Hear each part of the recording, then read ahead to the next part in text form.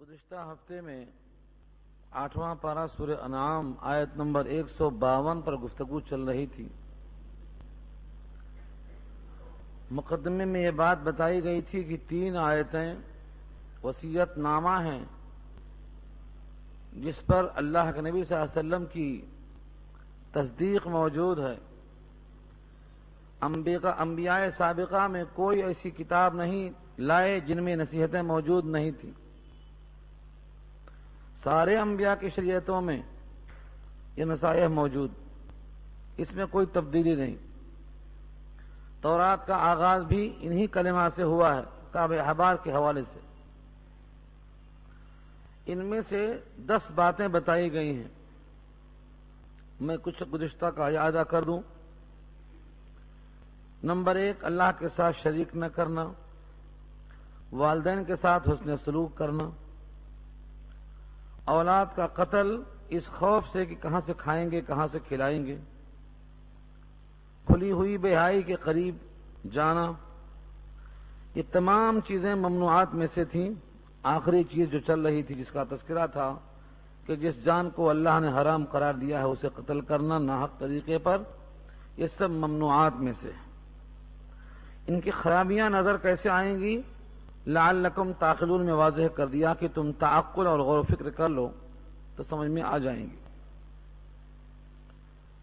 اس کے بعد دوسرا مرحلہ ہے وَلَا تَقْرَبُوا مَالَ الْيَتِيمِ، یتیم کے مال کے قریب مت جاؤ۔ بالعموم ہوتا یہ کہ جس مال کا کوئی وارث نہ ہو اس کو ہڑپ کرنے میں لوگ سمجھتے ہیں کہ آسانی سے موقع مل جاتا ہے، اور جو یتیم کسی کی تربیت میں ہو، پرورش میں ہو، نگہداشت میں ہو، وہ بھی یتیم کے مال کو بتدریج ہڑپ کر جاتا ہے۔ اس کی 2-3 شکلیں گزشتہ آیت سورہ نساء کے حوالے سے آ چکی ہیں کہ اس کے مال کو اس سے پہلے کہ وہ بالغ ہو جلدی جلدی خرچ کر دینا، یا ایسے مقام پہ لگا دینا جہاں اس کا اختیار ختم ہو جائے، اس سے پہلے کہ بڑا ہو کر وہ مانگنے کے لائق ہو، اپنے مال سے اس کے مال کو تبدیل کرتے ہوئے اس کا اچھا مال لے لینا، اس کے بدلے خراب مال رکھ دینا، یہ سب شکلیں سورہ نساء میں آ چکی ہیں۔ یتیم کے مال کے قریب نہ جانے کا جو حکم ہے اس میں اشارہ یہ ہے کہ جو مال کسی کمزور کا ہو، یہ مت سمجھو کہ اب اس کا کوئی وارث نہیں ہے، کوئی پرسان حال نہیں ہے لہذا ترنا والا ہے نکل جاؤ۔ ہر ایسے شخص کے لیے اللہ تعالی کا تصور کرو کہ قیامت میں اس کی طرف سے تمہارا مواخذہ کریں گے۔ جس مال کا کوئی وارث نہیں، کوئی پرسان حال نہیں، ان تمام کو ہلکا اور آسان سمجھ کے مت نکلاؤ۔ تو مال یتیم کے قریب مت جاؤ، الا باللتی ہی احسن، مگر ایسے طریقے سے جو کہ احسن ہو۔ احسن طریقہ بھی بتایا گیا ہے۔ اگر کوئی آدمی کسی یتیم کی پرورش کرتا ہے اور اس کا مال میراث میں آیا ہوا ہے تو محنتانے کے طور پر اس میں سے کھا سکتا ہے دستور کے مطابق، لیکن اگر غنی ہے، مالدار ہے تو نہ کھانا زیادہ بہتر ہے۔ سورہ نساء کے الفاظ ہیں من کان غنیا فلیستعفف ومن کان فقیرا فلیأکل بالمعروف، اگر غنی ہے تو بچ جائے، نہ کھائے، استعمال نہ کرے، اور اگر فقیر ہے تو حق الخدمت محنتانہ کے طور پر کھا سکتا ہے۔ یہ ہے احسن کی تشریح، الا باللتی ہی احسن، حتی یبلغ اشدہ، یہاں تک کہ وہ پہنچ جائے اپنی پختہ عمر کو۔ یبلغ، بلغ یبلغ کے معنی پہنچنے کے آتے ہیں، بچے کو بالغ ہونا اسی سے بولتے ہیں کہ وہ ایک حد عمر کو پہنچ گیا۔ جیسے شعور کی عمر 40 سال ہے، ایسے ہی بلوغ کی عمر 15 سال ہے، بچیوں کے لیے 13 سال ہے۔ حتی یبلغ اشدہ، یہاں تک کہ وہ اپنے اشد یعنی پختگی کو پہنچ جائے، سن شعور کو پہنچ جائے۔ مختلف آیتوں میں یہ بات واضح ہے کہ 15 سال کی عمر بتائی گئی ہے اس کے لیے، اور 13 سال کی بچیوں کے لیے بتائی گئی ہے۔ اس پر کئی واقعات گزشتہ آپ سن چکے ہیں، ان تمام کو یاد کرنے کی ضرورت نہیں ہے، مگر ایک لفظ یہاں توجہ کا طالب ہے۔ اللہ نے یہ نہیں کہا حتی یبلغ اشدہ، یہاں تک کہ وہ اپنے 15 سال کو پہنچ جائے یا اپنے سن شعور کو پہنچ جائے۔ لفظ اشدہ آیا ہے یہاں، اور اس کی تشریح نساء میں آئی ہے فَإِنْ آنَسْتُم مِّنْهُمْ رُشْدًا، اگر تم اس بچے کے اندر رشد و ہدایت، سوجھ بوجھ، شعور، عقل کی پختگی محسوس کرتے ہو تو اس کا مال اس کے حوالے کر دو۔ یعنی 15 سال کے بعد مال کو بہرحال واپس کرنا لازم نہیں ہے اگر اس کی عقل خراب ہے۔ بعض دفعہ 15 سال کے بعد بھی اس کی عقل صحیح نہیں ہوتی، تو ایسوں کے لیے 15 سال کے بعد مال کا واپس کرنا ضروری نہیں ہے، تا وقت کہ اس میں شعور پیدا نہ ہو جائے۔ اور بعض لوگوں نے وضاحت کی ہے یہاں تک کہ وہ طلب کرنے کے لائق نہ ہو جائے، جب وہ طلب کرے تو اس کا مال واپس کر دو۔ تو 3 چیزیں ہو گئیں۔ نمبر 1 اس کی عمر 15 کو پہنچ جائے، نمبر 2 شعور تم اس میں محسوس کر لو، اور نمبر 3 یہ مطالبہ کرنا شروع کر دے۔ بعض اکابر نے کہا ہے اگر وہ مطالبہ کرنا شروع کر دے اور تم یہ محسوس کرو کہ اس کے اندر شعور پختہ نہیں ہوا ہے تو بڑی حکمت کے ساتھ دل آزاری سے بچتے ہوئے اسے آگے بڑھاتے جاؤ یہاں تک کہ شعور پختہ ہو جائے، ورنہ وہ مال کو ضائع کر دے گا۔ اور جو مقصود ہے تمہارے پاس مال کو رکھنے کا وہ فوت ہو جائے گا۔ اس لیے اس کے مطالبے پر نہ دل آزاری کی بات کرو اور نہ اٹھا کر پھینک دو، بلکہ اس کو بڑی محنت سے، شفقت سے، جیسے اپنے بچوں کو کبھی کبھی بچے رکھوا دیتے ہیں، اماں تم رکھ لو، ابا تم رکھ لو، اور گھڑی بگھڑی موقع بے موقع مانگنا شروع کرتے ہیں، لیکن ماں باپ بڑی حکمت سے اس کو تنخواہ دیتے ہیں، بیٹا تمہیں یہ دلا دیں گے، تمہیں وہ دلا دیں گے۔ تو جس طرح اپنے بچوں کی دل بہلائی کے ساتھ دن کے اوقات گزار دیتے ہو، ایسا وہاں بھی کرو تاکہ بچوں کی دل آزاری بھی نہ ہو اور مال ضائع بھی نہ ہو۔ وَأَوْفُوا الْكَيْلَ وَالْمِيزَانَ بِالْقِسْطِ، اور پورا کرو ناپ کو اور تول کو انصاف کے ساتھ۔ کیل وہ چیزیں جو ناپ کر دی جاتی ہیں، جیسے دودھ ہے ناپتے ہیں لیٹر سے، تیل ہے، اور بعض چیزیں ایسی ہیں جو تولی جاتی ہیں، اور یہی دونوں کے حکم میں ہے وہ چیزیں جو گن کر دی جاتی ہیں، تو ناپ کر دی جائیں، تول کر دی جائیں، گن کر دی جائیں، 2 سیب 4 سیب 5 سیب، جہاں عدد کا حساب ہو، ان تمام کے اندر حکم یہی ہے اوفو، پورا پورا دو، بالقسط، انصاف کے ساتھ۔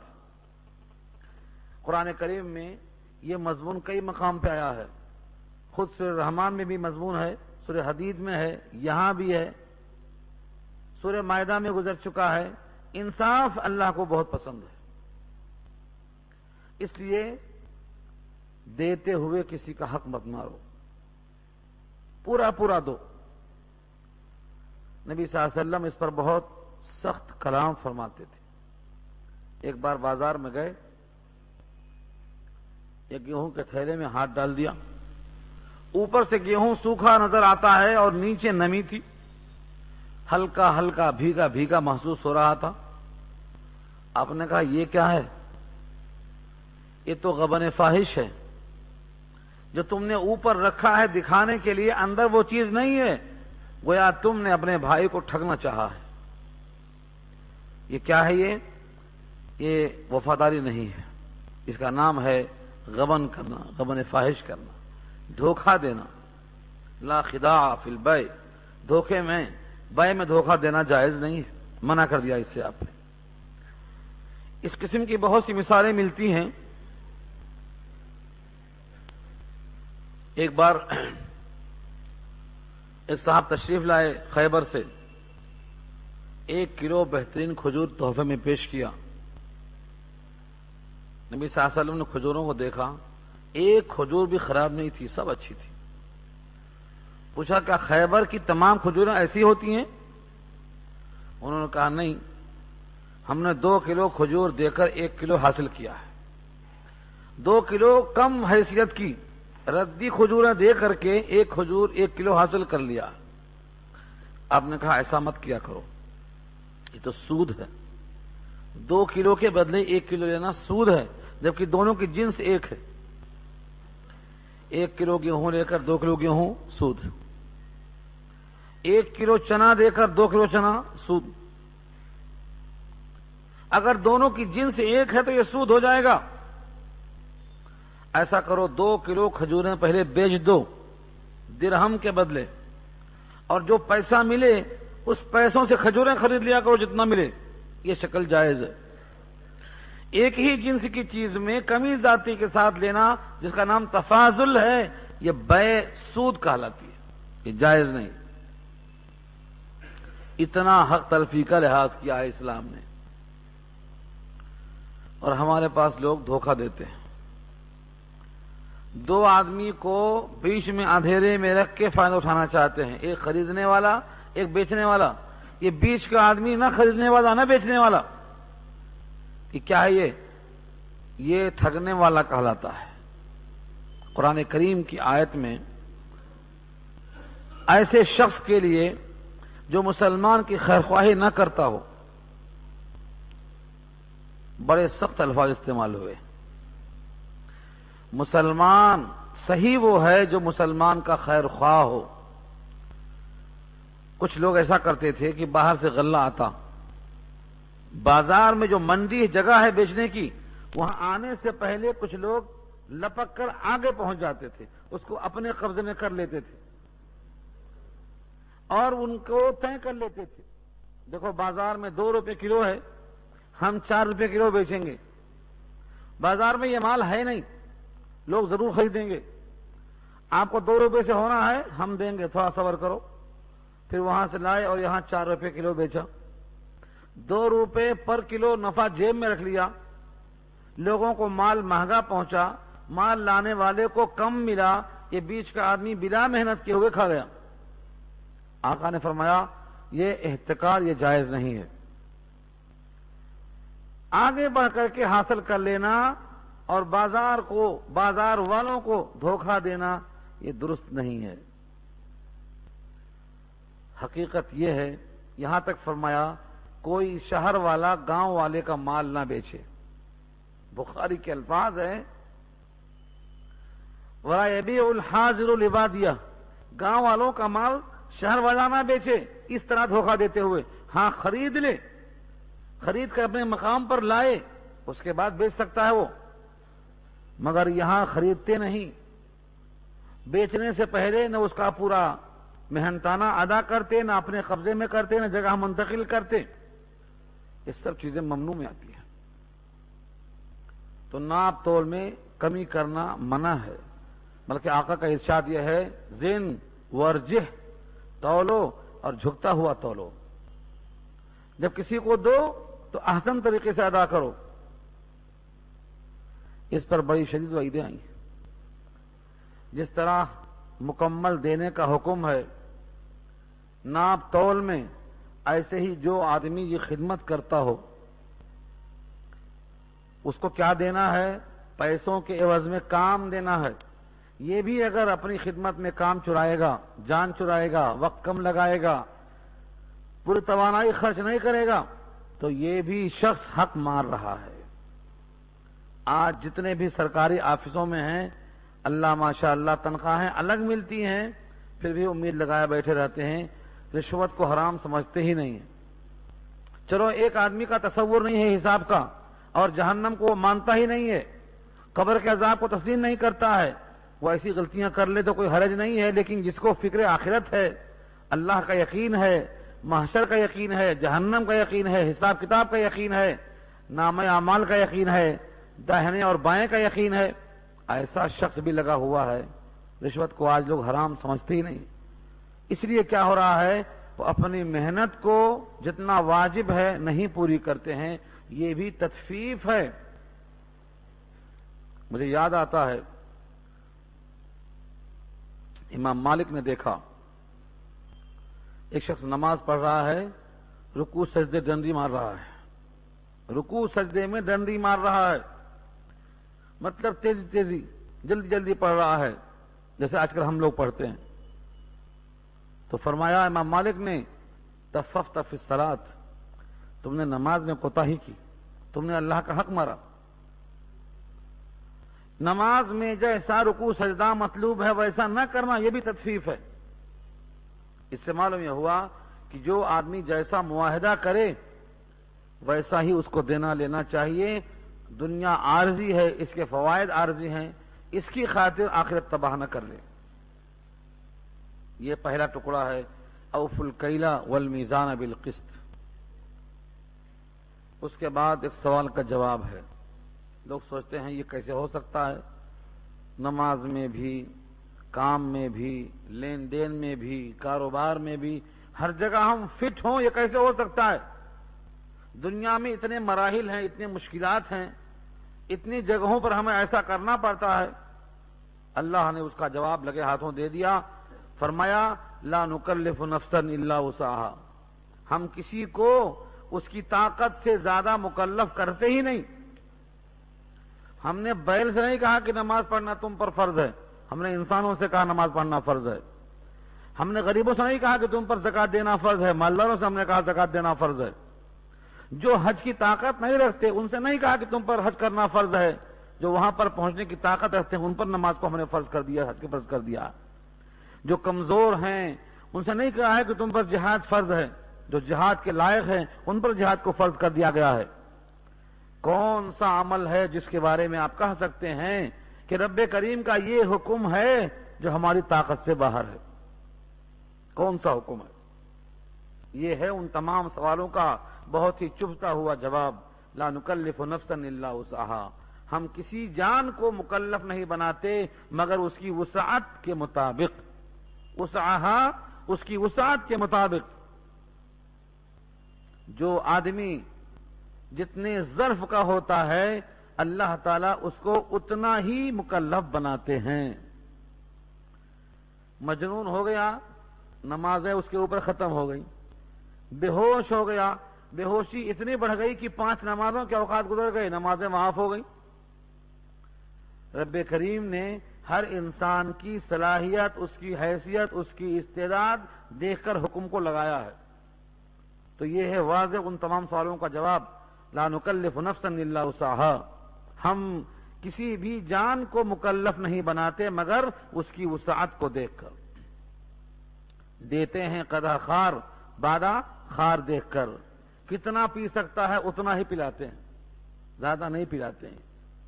قرآن کریم جس نبی کو عطا کیا گیا ان کا صریح اعلان یہ ہے کہ سارے انبیاء میں سب سے زیادہ مصیبتیں بلائیں میرے اوپر آئیں۔ کیوں؟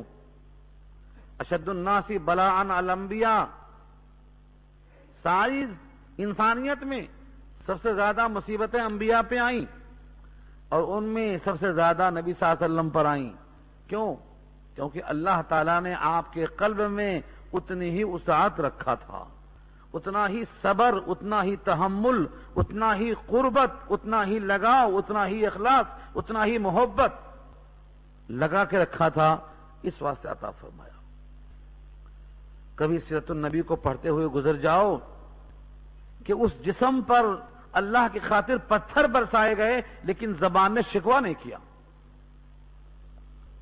جسم سے خون نکلا، دانت ٹوٹ گئے، نڈھال ہو کے پڑ گئے، لوگوں نے کہا بھی کہ بد دعا کر دو، مشورہ بھی دیا، لیکن زبان پر اللہ کی طرف توجہ بڑھ گئی کہ اے اللہ یہ سارے معاملات، یہ ساری دنیا کی مصیبتیں ہیچ ہیں اگر تو راضی ہے، مجھے ان تمام کی کوئی پرواہ نہیں ہے، دنیا کی مصیبتوں پر توجہ کی ضرورت ہی نہیں ہے، اگر تو راضی ہے تو مجھے ان کی کوئی پرواہ نہیں ہے۔ اس کا مطلب کیا ہوا کہ اگر مصیبتیں آئیں پریشانیاں آئیں، سختیاں آئیں تو یہ مت سمجھو کہ ہم پر بلائیں بہت ڈال دی گئی ہیں، یوں سمجھو کہ اللہ تعالیٰ نے ہمارے ایمان کی قوت کے مطابق ہم پر بوجھ ڈالا ہے۔ نمازیں بچوں پر فرض کیوں نہیں کیا؟ حائضہ پر نمازیں فرض کیوں نہیں کیا؟ روزے ان پر فرض کیوں نہیں کیا؟ مسافر پہ روزے معاف کیوں کر دیا؟ یہ ساری چیزیں سمجھیں گے تو آپ کو سمجھ میں آئے گا رب کریم نے ایک ایک نقطے کا لحاظ کیا ہے، کس کو کون سا حکم دیں، کون سا کام بتائیں اس کو۔ خود محاورہ ہے تمہاری زبان پر کہ اگر درخت پر پھل نہ ہو تو پتھر کوئی نہیں پھینکتا، انہی درختوں پر پتھر پھینکا جاتا ہے جس سے بادام ٹوٹتے ہیں، جام ٹوٹتے ہیں، آم ٹوٹتے ہیں۔ جس پر کچھ بھی پھل نہیں ہے وہاں پتھر کون پھینکتا ہے؟ تو اللہ تعالیٰ ہر بندے کی طاقت کو دیکھ کر اس پر مسلط کرتے ہیں۔ کیا کرنا؟ کبھی فاقہ کروایا آپ لوگوں سے؟ کیوں نہیں کروایا؟ نبی سے فاقہ کروایا؟ صحابہ سے فاقہ کروایا؟ کبھی پتے کھائے اللہ کی خاطر آپ؟ نبی کے ساتھیوں سے شعب ابی طالب گھاٹیوں میں 3 سال تک پتے کھلایا۔ کیوں؟ معلوم تھا یہ پتے کھا کے بھی اپنے رہیں گے، یہ پتے کھا کر اور ان کے پیخانے سے میگنیاں نکلیں گی، بکریوں کی میگنیاں نکلیں گی، پھر بھی یہ اپنے ہی رہیں گے، بپھر کر مخالف نہیں ہو جائیں گے۔ آج کا مسلمان تو تھوڑا سا دعا کرتا، ہوا تو ہوا، ورنہ بولتا کیا دعا کراتے نہیں، پڑھتے تک گیا میں دعائی، یہ دعا پڑھو وہ دعا پڑھو، کچھ اثر ہی نہیں ہو رہا، فوراً بیزار۔ تو ہمارا ظرف بہت کمزور ہے، جتنا جس میں ظرف ہے اتنا ہی وہ خاموش ہے۔ دریا میں آواز بہت آتی ہے، سمندر کی گہرائی کے حساب سے دیکھو کبھی سوچ کر۔ تو صحابہ کرام کی مشقتیں، انبیاء کی مشقتیں، اہل اللہ کی مشقتیں، ان کی ہجرت کر جانا، وطن چھوڑ دینا، یہ سب ان کے ظرف کے اعتبار سے تھا۔ آج کتنے لوگ ہیں ان کا ظرف بہت ہلکا ہے، کم ظرف آدمی زبان سے جلدی شکوے شروع کر دیتا ہے، اور جس ذات نے سب کچھ عطا کر دیا ہے اس کی مخالفت پہ آمادہ ہو جاتا ہے۔ ہمارے ایک بزرگ نے بتایا تھا، انار دانہ جس چھلکے میں محفوظ رہا، جب اس دانے کے اندر ذرا بڑا پن آ گیا، سختی آ گئی، تو انار کے اس دانے نے اسی چھلکے کو پھاڑ کے چیر دیا جس کا تحفظ اس کو حاصل تھا۔ یہ کم ظرف کی مثال ہے۔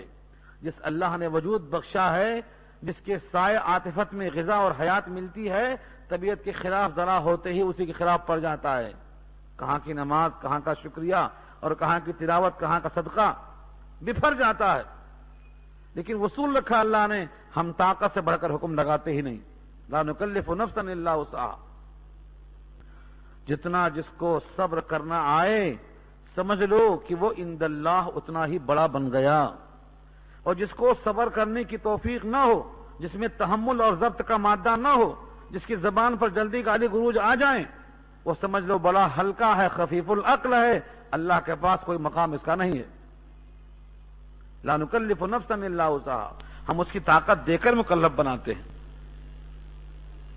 آگے فرمایا وَإِذَا قُلْتُمْ فَاعْدِلُوا وَلَوْ كَانَ ذَا قُرْبَىٰ، جب تم کچھ کہو، قُلْتُمْ تو فعل ماضی ہے نا، قَالَ قُلْتُمْ جب تم نے کہا، نہیں، اذا داخل ہونے کی بنا پر یہ ماضی مستقبل کے معنی دیتا ہے۔ وَإِذَا قُلْتُمْ جب تم کہو، فَاعْدِلُوا تو اس کہنے میں عدل کرو، اس کہنے میں عدل کرو، انصاف کرو، حق کی بات کہو، خدا لگتی بولو، وَلَوْ كَانَ ذَا قُرْبَىٰ اگرچہ وہ تمہارا قرابت دار ہو جس کے خلاف بات پڑتی ہے، وَلَوْ كَانَ ذَا قُرْبَىٰ اگرچہ وہ تمہارے خلاف پڑتی ہو۔ یہاں تو اتنا ہی کہا، سورہ مائدہ میں گزر چکا ہے، اگر تمہارے سچ بولنے کا نقصان پہنچتا ہو بظاہر تمہارے باپ کے خلاف، تمہارے ماں کے خلاف، تمہارے قرابت دار کے خلاف، خود تمہاری ذات کے خلاف، تو سن لو ان سب سے اللہ زیادہ حقدار ہے کہ اس کا لحاظ کیا جائے، ان سب سے زیادہ اللہ حقدار ہے۔ آدمی جھوٹ کیوں بولتا، انصاف کو چھوڑتا کیوں؟ اس لیے کہ بظاہر نقصان دکھائی دیتا ہے، اپنا اپنے بیٹے کا، باپ کا، ماں کا، بیوی کا، بھانجے کا، ماموں کا، ان تمام کا نقصان دکھائی دیتا ہے، اس لیے انصاف کی بات چھوڑ دیتا ہے۔ اللہ نے کیا فرمایا ہے؟ فاللہ اولا بہما، فاللہ اولا بہما، اللہ ان دونوں سے زیادہ حقدار ہے کہ تم اس کو خوش کرنے والی بات کرو، ان کو خوش کرنے کی بات مت کرو۔ وَلَوْ كَانَ ذَا قُرْبَى، کبھی بھی موقع آتا ہے، مقدمہ ہے، چلو بھائی ماموں جیت جائیں، جھوٹ بول دو، انصاف کی بات نہیں ہے۔ تختہ دار پہ بھی انسان پہنچ جائے تو سچ بولنا ہے، کیونکہ جان بار بار نہیں جائے گی، اس جان کا اور اس جسم کا نصیبہ بڑھ جائے گا جب وہ سچ بولنے پر مارا جائے گا۔ سچ بولنے پر جو مارا جائے گا اس کا مقدر بڑھ جائے گا، اس کا اندازہ کوئی نہیں کر سکتا ہے۔ دو صحابی کا نام لیا تھا میں نے اس سے پہلے، حضرت خبیب اور زید کا، تفصیلی واقعہ آپ پڑھ لیجئے، صحابہ کی سیرت دیکھ لیجئے۔ ان تمام صحابہ میں سے جو 70 کے 70 شہید کر دیے گئے تھے، یہ 2 بچ گئے تھے جو مکہ لائے گئے تھے، قید کر دیا تھا تو کفار قریش نے۔ ان دونوں قیدیوں سے وہ پوچھتے تھے کہ تم یہ کہہ دو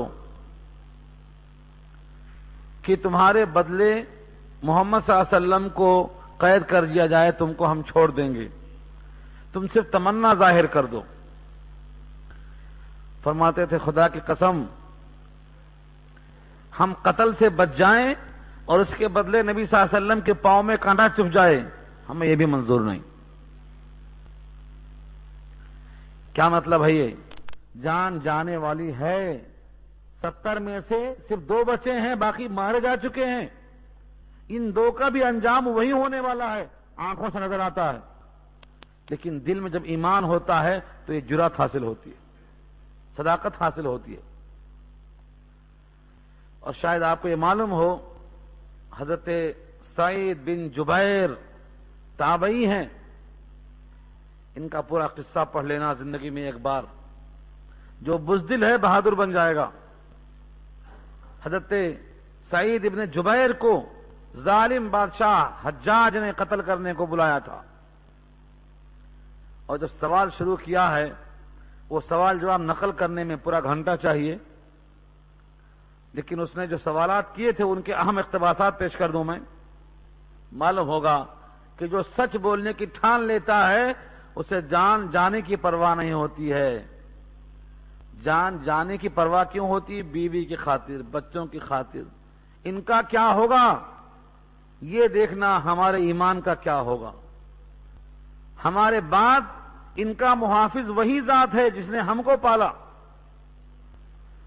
جس نے آمنہ کے یتیم کی پرورش کی تھی، وہ آج بھی موجود ہے۔ ابراہیم کو آگ میں پالنے والا آج بھی موجود ہے۔ ہم اس بات کو بھول جاتے ہیں کہ وہ قادر مطلق ہے، اسباب کو پیدا کرنے پر وہی قادر ہے۔ سعید بن جبیر سے پوچھتا ہے حجاج، تیرا نام سعید نہیں ہے، تیرا نام شقی اور بدبخت ہے۔ سعید کے معنی نیک بخت کے ہوتے ہیں اور شقی کے معنی بدبخت کے ہوتے ہیں، تو پہلا اٹیک نام پہ کرتا ہے کہ تیرا نام سعید کس نے رکھا؟ تیرا نام تو شقی ہے، کیونکہ تو قتل کے واسطے لایا گیا ہے۔ بڑے سکون سے وہ کہتے ہیں میری ماں نے میرا نام سعید رکھا ہے، وہ مجھے تجھ سے بہتر جانتی تھی۔ سعید میری ماں نے رکھا ہے نام، وہ مجھے تجھ سے بہتر جانتی تھی۔ پوچھتا ہے تم کس طرح سے قتل ہونا پسند کرتے ہو؟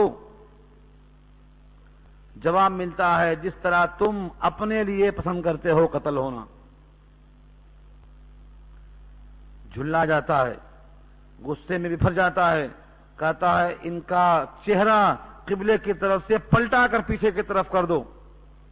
وہ آیت پڑھتے ہیں اینما تولوا فثم وجہ اللہ، کدھر بھی منہ کر دو ہر سمت اللہ ہے۔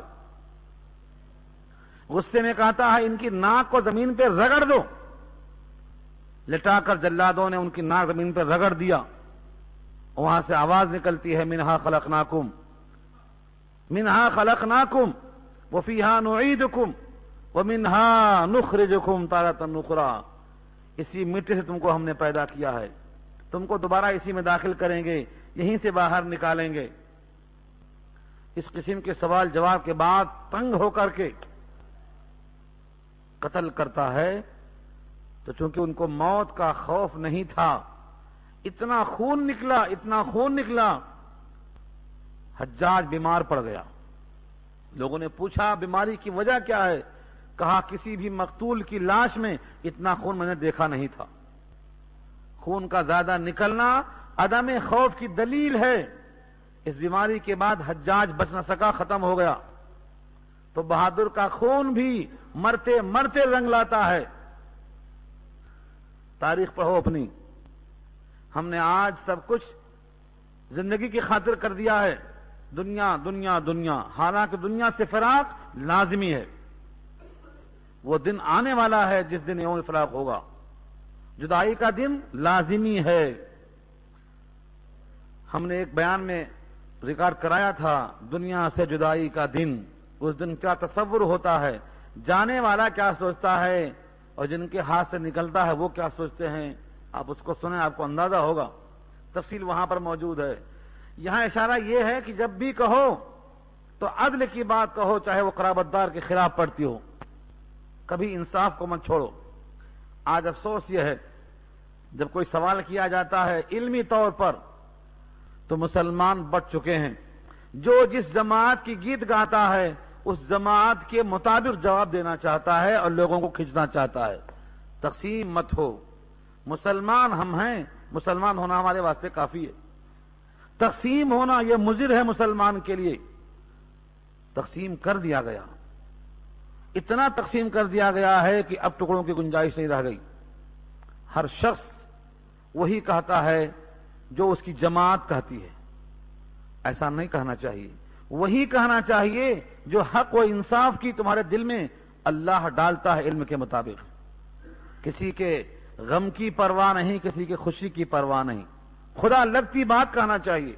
یہ اللہ نے کہا یہاں پر، وَإِذَا قُلْتُمْ فَعْدِلُوا وَلَوْ كَانَ ذَا قُرْبَىٰ، جب کہو تو انصاف کی بات کہو اگرچہ تمہارے قرابت دار کے خلاف پڑتی ہو۔ اور آگے دوسرا بولڈ کس دیا، وَبِعَهْدِ اللَّهِ أَوْفُوا، اور جو اللہ سے ایگریمنٹ کیا ہے تم نے اسے پورا کرو۔ کون سا معاہدہ اللہ سے کیا ہے نہیں کیا ہے؟ وَبِعَهْدِ اللَّهِ أَوْفُوا، اوفو آرڈر ہے، پورا کرو۔ کس کو؟ عہد اللہ کو۔ اللہ سے جو عہد کیا ہے، اللہ سے جو معاہدہ کیا ہے اسے پورا کرو۔ کسی کو یاد بھی ہے معاہدہ اللہ سے کیا کہ نہیں کیا؟ 3 معاہدے کیا ہے۔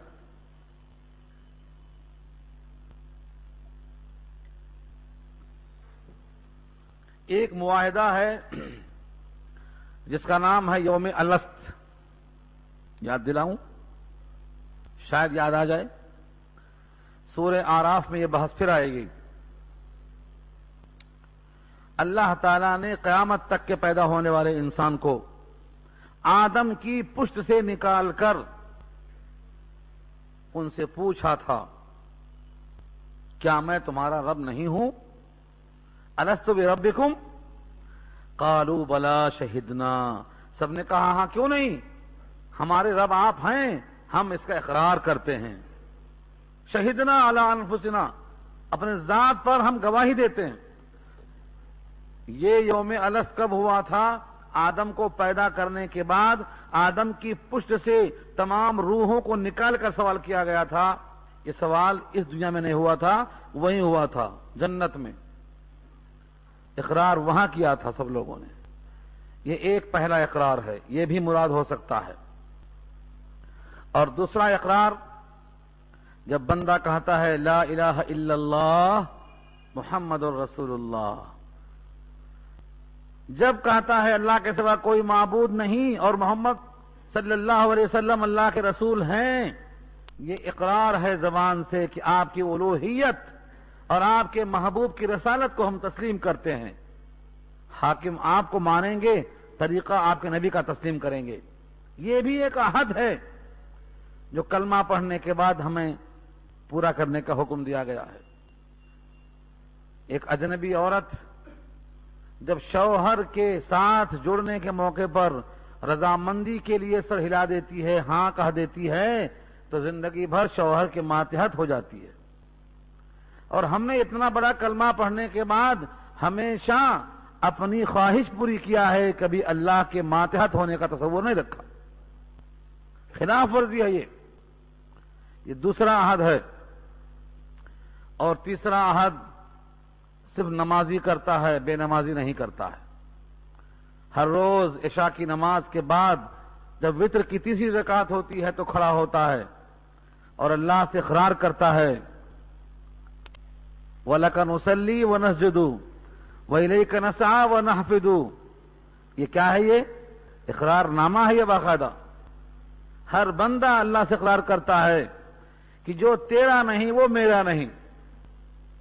نَخْلَعُ وَنَتْرُكُ مَن يَفْجُرُكَ، ہم اس آدمی کو الگ کر دیتے ہیں، ترک تعلق کر لیتے ہیں جو آپ کی نافرمانی کرتا ہے، جو آپ کا باغی ہو گیا، ہم اس سے تعلقات قائم نہیں کرتے۔ یہ روزانہ قبلہ رو باوضو دست بستہ کھڑا ہو کر ہر بندہ اللہ سے اگریمنٹ کرتا ہے۔ یہ بھی معاہدہ مراد ہے۔ وَبِعَهْدِ اللَّهِ أَوْفُوا، اللہ سے جو کیا ہوا عہد پورا کرو۔ یہ تینوں عہد یہاں مراد ہیں۔ ذَلِكُمْ وَصَّاكُمْ بِهِ لَعَلَّكُمْ تَذَكَّرُونَ، یہ ہے وہ بات کہ تم کو اللہ نے وصیت کی ہے اس کی، شاید کہ تم دھیان دو، شاید کہ تم یاد رکھو۔ کیا کیا کہا اس میں؟ نمبر 1، یتیم کے مال کے قریب مت جاؤ مگر احسن طریقے سے، ناپ اور تول میں کمی مت کرو، پورا پورا ادا کرو، جب کچھ کہو تو حق کی بات کہو۔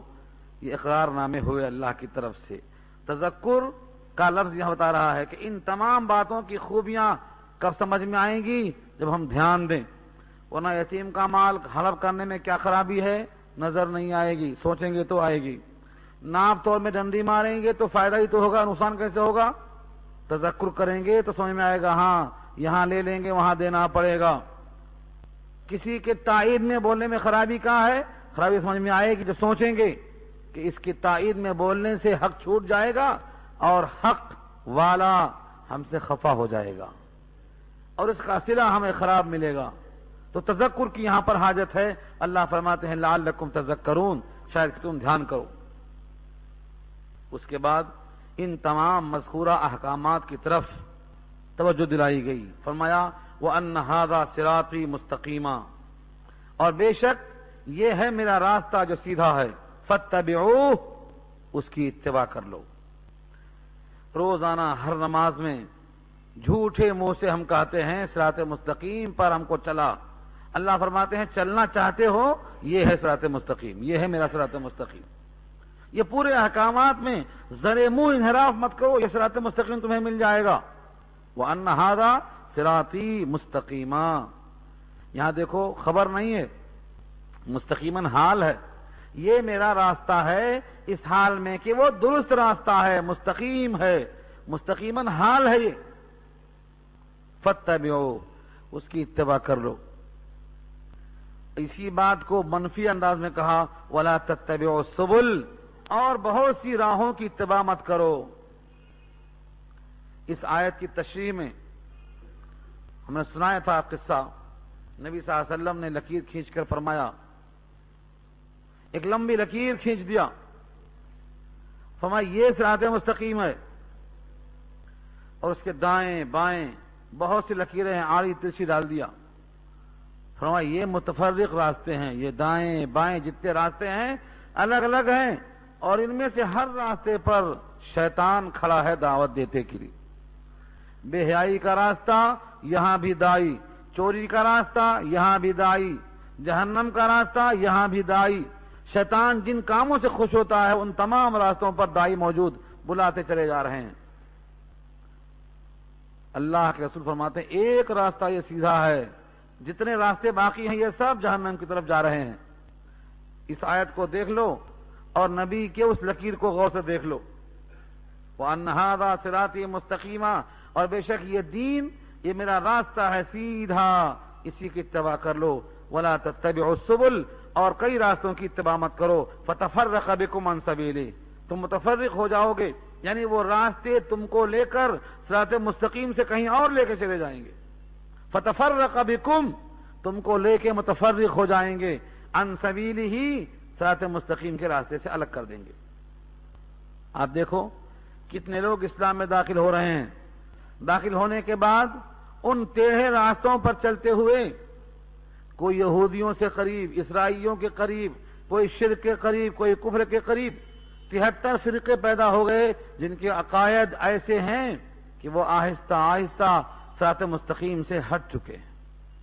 مسلمانوں میں کتنے فرقے ہیں، کلمہ پڑھنے والے، اپنے آپ کو مسلمان کہلانے والے، اپنے آپ کو حق پر چلنے والے، خوش، لیکن حقیقت یہ ہے کہ ان کے عقائد کا تجزیہ کیا جائے تو فتفرق بکم عن سبیلہ کا مصداق ہے، سب بکھر چکے ہیں۔ کیا آپ کو نام نہیں معلوم؟ 73 فرقوں کے نام پڑھنا ہے تو حضرت شیخ عبد القادر جیلانی نور اللہ مرقدہ کی مشہور کتاب ہے غنیۃ الطالبین، 73 فرقوں کے نام، ان کے پہچان، ان کے عقائد سب درج کر دیا ہے، اور آج وہ سب دستیاب ہیں حیدرآباد میں، وہ سب کے سب دستیاب ہیں حیدرآباد میں، اور سب چاہتے ہیں کہ ہم صراط مستقیم پر ہیں، سب خوش ہیں۔ 73 میں سے ایک سچ ہے، آقا کا ارشاد ہے میری امت کے 73 فرقے ہوں گے، 72 جہنم میں جائیں گے، ایک فرقہ جنت میں ہوگا۔ صحابہ نے پوچھا وہ کون ہے؟ حق پر جو ہوگا اس کو کون ہے پوچھا، پورے سناؤ نہیں کہا، ہمیں کیا کرنا پوروں سے، جو باطل ہیں جہنم میں جائیں گے، ہمیں کیا کرنا ان سے، وہ حق پر کون ہے؟ آقا نے فرمایا ما انا علیہ و اصحابی، جس راستے پر میں ہوں اور میرے صحابہ۔ کسی عمل کو صحیح کرنا ہے، چیک کرنا ہے تو یہ دیکھ لو یہ صحابی کا عمل ہے، اگر نہیں ہے صحابی کا عمل تو وہ حجت نہیں بن سکتا ہے۔ کچھ لوگ ایسے ہیں وہ کہتے ہیں ہمیں صحابہ کے عمل سے کیا کرنا، یہ حدیث کیا بولتی ہے؟ اگر آپ قرآن مانتے ہیں تو سورہ توبہ کے آیت نمبر 100 دیکھ لینا، سورہ توبہ کے آیت نمبر 100 بتاتی ہے کہ صحابہ ہمارے واسطے حجت ہیں، مہاجر اور انصار اور ان کی اتباع کرنے والے، ان سے اللہ راضی۔ سورہ توبہ آیت نمبر 100 10واں پارہ۔ اور جو صحابہ کے عمل کو حجت نہیں مانتے ان کو جہنم کا راستہ نظر آتا ہے۔ سورہ نساء 5واں پارہ 115 میں اللہ فرماتے ہیں۔ تو صحابہ کا عمل حجت ہے، جو طبقہ یا جو فرقہ کہے گا صحابہ کا عمل حجت نہیں ہے، وہ 73 فرقوں میں کوئی فرقہ ہوگا، سنت والجماعت نہیں بن سکتا۔ وہ سنت صحابی کا عمل، حضور کا عمل ہے، اور والجماعت صحابی کا عمل ہے۔ صحابہ کا عمل حضور کا عمل ملا کر ہی بنتا ہے سنت والجماعت، یہی ایک فرقہ جائے گا جنت کے اندر۔ تو اپنے کو چیک کرنا، حضور کی سنت ہے، صحابہ کا عمل ہے تو سر آنکھوں پہ، اور جو صحابہ کا عمل نہیں ہے، حضور کی سنت نہیں ہے، تب دھوکہ دینے کی بات ہے۔ وصیت کہتے ہیں، کس کو کہتے ہیں وصیت؟ اکثر و بیشتر لوگ یہ سمجھتے ہیں کہ کوئی مرنے والا بوقت موت، قبل از مرگ کوئی بات کہتا ہے تو اس کو وصیت کہا جاتا ہے۔ نہ مرنے کی شرط ہے، نہ مرنے سے پہلے کی شرط ہے۔ وصیت کہتے ہیں تاکیدی حکم، وصیت کہتے ہیں تاکیدی اور حتمی حکم، ناقابل تبدیل حکم۔ چونکہ مرنے والا اب اس کے بعد کلام نہیں کر سکتا، دنیا چھوڑ کے جاتا ہے، بڑے ہی یقین کے ساتھ کوئی بات حوالے کرتا ہے تو حتمی بات کو وصیت کہا جاتا ہے۔ اللہ کے واسطے موت و حیات ہے ہی نہیں، پھر بھی وصیت کا استعمال کیا کیوں؟ یہ اللہ کی تاکیدی بات ہے، تاکہ تم میں تذکر ہو، تم میں تعقل ہو، اور تم میں تقوی پیدا ہو جائے۔ یہ اللہ کی طرف سے حتمی بات ہے۔ جہاں جہاں تاکیدی بات آئی ہے وہاں لفظ وصیت استعمال کیا اللہ نے، وصاکم بہ لعلکم تتقون، شاید کہ تم تقوی اختیار کر لو، پرہیزگار بن جاؤ۔ ثم آتینا موسى الكتاب تماما على الذي احسن وتفصيلا لكل شيء وهدى ورحمة لعلهم بلقاء ربهم يؤمنون۔ یہ آخری آیت اس رکوع کی ہے، بہت جامع ہے، بہت اہم ہے۔ پھر دیا ہم نے موسیٰ کو کتاب، اس سے مراد تورات ہے۔ اتفاق امت کا حضرت موسیٰ کو جو کتاب دی گئی تھی اس کا نام تورات ہے۔ تورات کے اندر کیا تھا؟ اللہ فرماتے ہیں تماماً، تمام کے معنی مکمل۔ یہ کتاب ان کے اوپر جو اللہ کی نعمتیں تھیں اس کی تکمیل تھی۔ کتاب جو ہے آخری نعمت تھی، نعمتوں کی تتمیم، نعمتوں کا اتمام، نعمتوں کو مکمل کیا۔ یہ کیوں فرمایا؟ اللہ اکبر۔ جن کو کتاب دی گئی تھی تورات وہ کون تھے؟ یہودی تھے۔ ان پر یہ نعمت جو کتاب کی شکل میں دی گئی، تماماً علی الذی احسن، جنہوں نے عمدہ کام کیے تھے ان پر یہ نعمت تام تھی۔ کیسے؟ ان یہودیوں کو اللہ کی طرف سے عنایت یہ تھی، انہوں نے مطالبہ کیا حضرت موسیٰ سے، ہم اللہ کی آواز سننا چاہتے ہیں۔ اللہ کی آواز سنائی گئی، پھر بھی نہیں مانا۔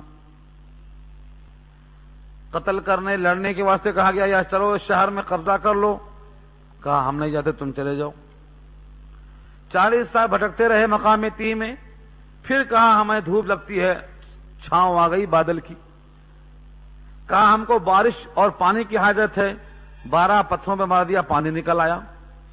بھوک لگی ہے، من میں سلوہ آ گیا، جو سوال کرنا چاہا حضرت موسیٰ سے کہا ایسا کرو ایسا کرو ایسا کرو، سب حاضر۔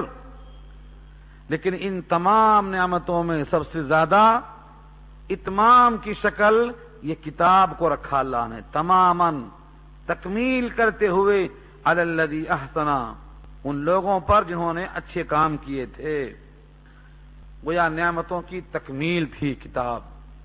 جیسے امت محمدیہ کے لیے بہت سی نعمتیں ہیں، گن سکتے نہیں گن سکتے، لیکن ساری نعمتوں میں سب سے عظیم الشان نعمت کون سی ہے؟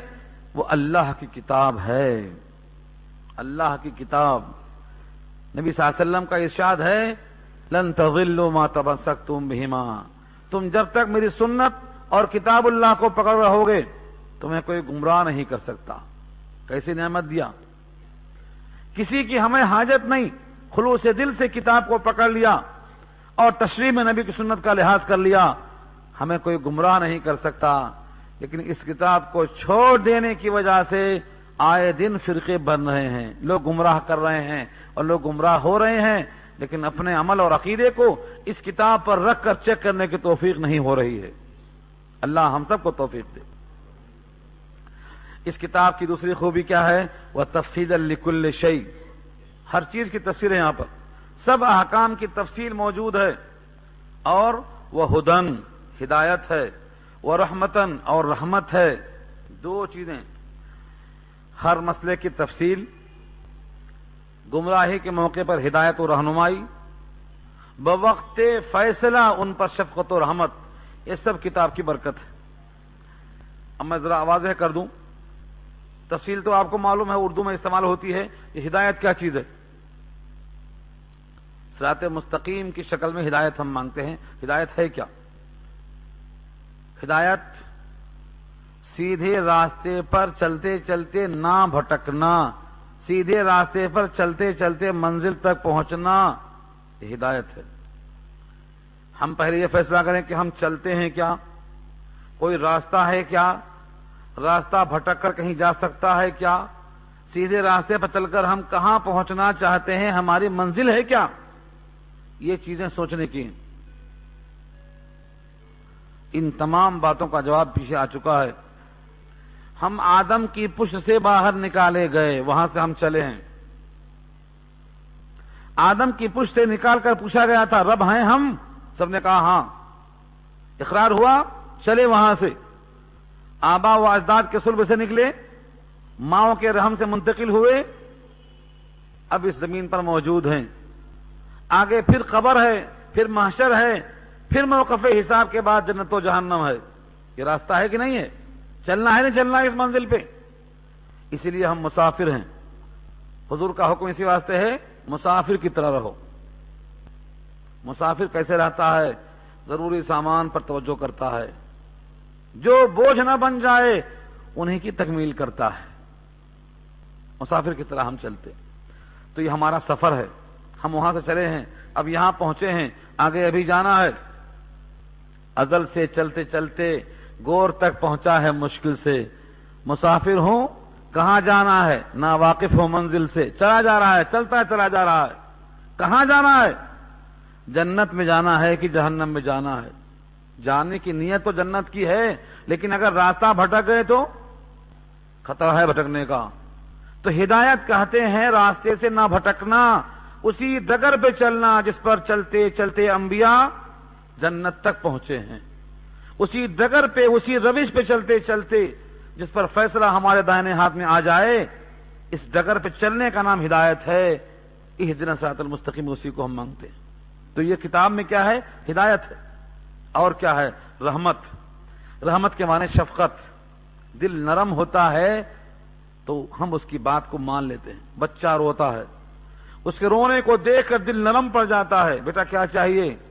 اب اس حال میں جو مانگتا ہے آپ چاہتے ہیں کہ ہم پورا کر سکیں، تو قوت انفعال، دل کا نرم ہو کر اس کی خواہش کی تکمیل کرنے کا جذبہ جب آ جاتا ہے، اس اظہار کا نام رحمت ہے۔ اللہ کا دل تو نہیں ہے، لیکن جب دل متاثر ہو کر قوت فیصلہ آ جاتا ہے، وہ شفقت و رحمت اللہ کی ذات سے وابستہ ہے۔ تو اس کتاب میں رحمت ہے، جب بندہ اس کے مطابق چلتا ہے تو وہ رحمت کا استحقاق حاصل کر لیتا ہے۔ اور آگے ایک ٹکڑا بہت پیارا ہے، اسی میں تو کوتاہی ہوتی ہے، لعلہم، شاید کہ وہ لوگ بلقاء ربہم، اپنے رب کی ملاقات سے، یؤمنون، ایمان لے آئیں، یقین کر لیں۔ سوچو اس ٹکڑے کو، لعلہم بلقاء ربہم یؤمنون، آخری ٹکڑا ہے یہ آیت، یہاں ختم ہو رہی ہے رکوع بھی۔ کیا فرمایا؟ تاکہ وہ لوگ اپنے رب کی ملاقات سے یقین کر لیں۔ کس کس کو یقین ہے رب سے ملاقات کا؟ دل میں توجہ کے ساتھ سوچو۔ ایک پروگرام بناتے ہیں، شام میں وہاں جائیں گے، ان سے ملیں گے، فلاں مقام پہ فلاں تاریخ کو جائیں گے، ان سے ملیں گے، بیت اللہ کا حج کرنے جائیں گے، وہاں بیت اللہ کو دیکھ کر اللہ سے ملاقات کریں گے۔ دنیا کے لوگ پروگرام بناتے ہیں، کبھی رات کی تنہائیوں میں اٹھ کر اپنے رب سے ملنے کا یقین پیدا کرنے کا محاسبہ کرو۔ ہم اپنے رب سے ملاقات کب کریں گے؟ کیسے کریں گے؟ کس حال میں کریں گے؟ 3 باتیں یاد رکھ لو یہاں پر۔ اپنے رب کی ملاقات کا یقین، نمبر 1۔ نمبر 2، اللہ سے ملاقات کا جذبہ بےتابی کی شکل میں، اور نمبر 3، اس کے واسطے نبی کے سکھائے ہوئے دعا کے الفاظ یاد کر لو۔ حدیث میں آتا ہے، بندے کے لیے سب سے بڑی طلب یہ ہونا چاہیے کہ وہ اپنے رب سے ملاقات کا جذبہ رکھے۔ ہم اپنے رب سے ملاقات کریں گے انشاءاللہ، ہم سب اللہ کو دیکھیں گے۔ کیوں بھائی طلب ہے؟ ہم سب اللہ کو دیکھیں گے، اور حدیث پاک کے ارشاد کے مطابق دنیا کی نہیں، جنت کی ساری نعمتیں ہیچ ہو جائیں گی جب اللہ کو دیکھیں گے۔ اللہ کتنا حسین ہوگا۔ لیکن یاد رکھ لو، اللہ اسی سے ملنا چاہتے ہیں جو اللہ سے ملنا چاہتا ہے۔ اصول صحیح ہے،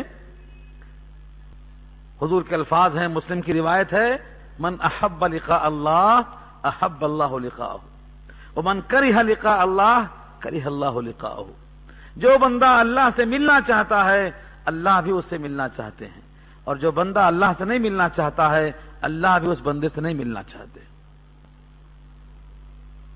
تو طلب ہو، ہم اپنے رب سے ملیں گے، رب کو دیکھیں گے۔ نبی پاک کی ایک دعا میں نے سنایا تھا آپ کو، مگر بھول جاتے ہیں آپ، کیونکہ ماشاءاللہ آپ بڑے مصروف رہتے ہیں، دنیاوی کام بہت ہیں سر پہ، مشاغل بہت ہیں، ذمہ داریاں زیادہ ہیں، بھول جاتے ہیں۔ ہمارے پنسورے میں یہ دعا بھی موجود ہے، یاد کر لو، 3 ٹکڑے ہیں خالی۔ نبی صلی اللہ علیہ وسلم فرمایا کرتے تھے، اللہم اجعل خیر عمری آخرہ وخیر عملی خواتمہ وخیر ایامی یوم القاک فیہ، اے اللہ میری عمر کا آخری حصہ سب سے بہتر حصہ بنا دے۔ میری عمر کا بہتر حصہ کون سا بنا دے؟ عمر کے آخری حصے کو۔ وخیر عملی خواتمہ، اور میرے اعمال میں سب سے بہتر عمل اس کو بنا دے جس پر میرا خاتمہ ہو، یعنی آخری عمل۔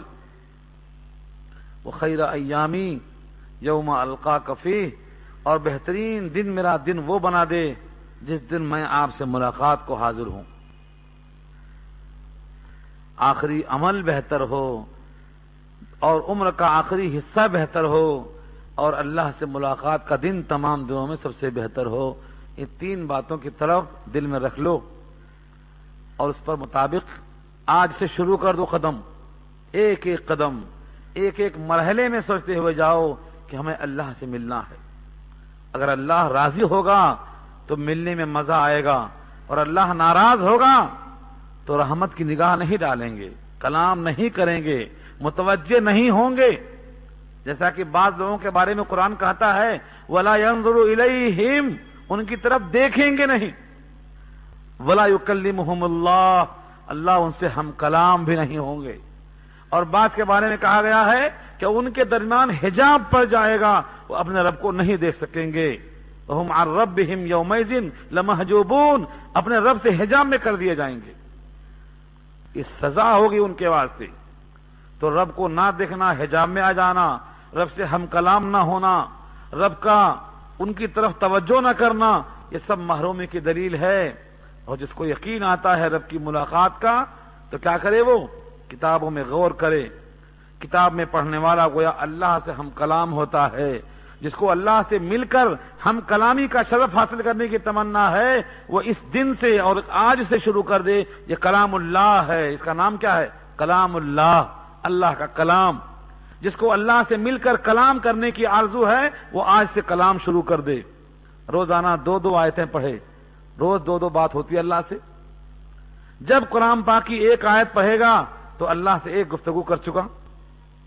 جب بھی کلام پاک کھولو اس نیت سے کھولو کہ اب ہم اپنے رب سے ہم کلام ہونے جا رہے ہیں، ہم کچھ سنیں گے، اپنے رب کے سامنے ہم کیا بولیں گے؟ ہم سنتے رہیں گے، اور جو ہماری سکت ہوگی عمل کرتے رہیں گے۔ یہ خلاصہ ہمارے درس کا ہے۔ اللہ تعالی عمل کرنا آسان فرمائے۔ وآخر دعوانا الحمدللہ۔